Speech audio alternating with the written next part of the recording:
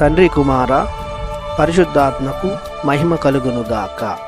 ఈనాటి జీవవాక్యం. దుర్మార్గుడు తన పాపము నుండి వైదొలుగుట వలన నాకు సంతోషము అని ప్రభువు నుడుచున్నాడు. యెహెజ్కేలు గ్రంథము 18వ అధ్యాయము 23వ వచనము. ప్రియ దేవుని బిడ్డలారా, నిత్యము ప్రభునిచే కాపాడబడుచున్న సహోదరి సహోదరులారా, ప్రభువైన దేవుడు మేము తన కృపతో ప్రేమతో నింపునుగాక. దేవుని విధేయించక, దైవ శాసనాలను ఆచరించక, తప్పు మీద తప్పు చేస్తూ, తోటివారికి హాని చేస్తూ, అన్యాయపు అవినీతి వ్యవస్థలను నడుపుతూ, అంతరాత్మ చెప్పు పలుకులను పట్టించుకోక, అనేక చెడు వ్యసనాలలో జీవిస్తూ, దేవునికి దూరంగా జీవిస్తూ, తన ఆత్మను నశింపచేసుకునేవాడే దుర్మార్గుడు. వీడికి ప్రేమ, దయ, కరుణ, క్షమ వంటి లక్షణాలు ఉండవు. నిత్యం కోపంతో, కక్షతో, స్వార్థంతో, అసూయతో, హింసతో, పాపంతో జీవిస్తుంటాడు. ఇలాంటి వానికి తప్పక నరకమే ప్రాప్తిస్తుంది.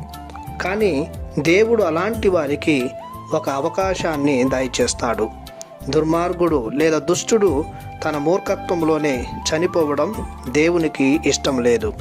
ఒకవేళ తాను తన జీవిత విధానాన్ని పరిశీలించుకొని, తన అలవాట్లను, ప్రవర్తనను మార్చుకొని, అవినీతిని, అన్యాయానికి స్వస్తి చెప్పి, మంచిని చేస్తూ, దేవుణ్ణి ఆశ్రయించి, దైవాజ్ఞలను ఆచరిస్తున్నట్లయితే, చేసిన పాపాలకు గాను క్షమాపణ కోరుకున్నట్లయితే, దేవుడు సంతోషించి తన దోషాలన్నీ తీసివేస్తాడు.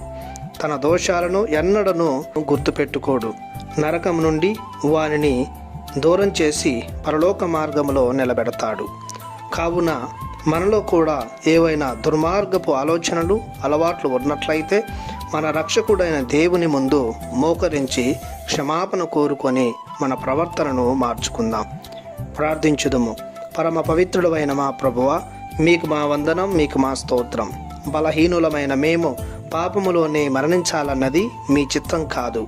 మీ కుమారుని లోకానికి పంపి మా పాపములను క్షమించారు.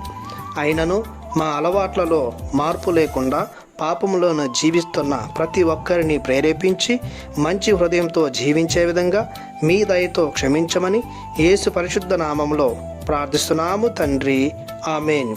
దేవుడు మిమ్ము దీవించునుగాక. ఆమెన్.